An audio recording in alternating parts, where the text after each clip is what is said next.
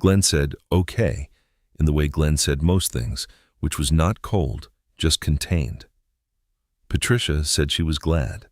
Her voice had a quality Cole recognized, the sound of someone who'd been waiting a long time for a particular sentence. The call lasted 12 minutes. When Cole hung up, he sat on the couch and felt something he couldn't quite name. Not pride, more like accountability. The $380 IRS payment hadn't cost him anything emotionally. That call had.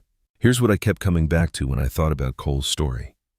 The truck wasn't about getting to work, the gambling wasn't about winning money, and the envelopes sitting unopened in the glove box, that wasn't about being too busy to open them. All of it was about one thing: avoiding the arithmetic.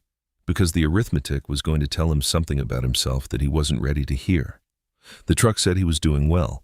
The gambling said the next hand was the one. The sealed envelope said the problem wasn't real yet.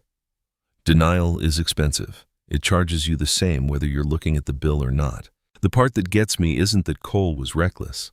It's that he wasn't really. He made one purchase that was too big, and then spent 4 years building a life around the story that justified it. Most of us don't fall off a cliff. We take one step too far, and then take another step to explain the first one. The gap between what we earn and what we feel entitled to. That's the engine. That's where it starts.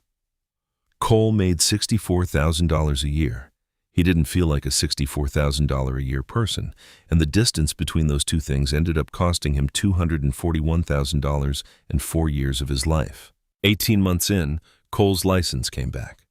The IRS accepted the installment agreement, and the state flag cleared about 6 weeks later. His passport hold lifted a month after that. He's current on $380 a month to the IRS. 2 of his credit cards are in hardship programs. The other 2 he's paying minimum on, and the sedan runs fine. The hole is still $241,000 deep. He's moved about $8,000 of dirt. At that pace, with that salary, this is a decade plus of shoveling, and he knows it. What changed wasn't the number. What changed was that Cole stopped pretending the hole wasn't there and started showing up every month with a shovel. Patience and discipline are not a redemption arc. They don't feel triumphant. They feel like $380 leaving your account on the first of every month for 10 years. They feel like a used sedan and a packed lunch and a budget spreadsheet you actually finish. Cole isn't a cautionary tale, and he isn't an inspiration.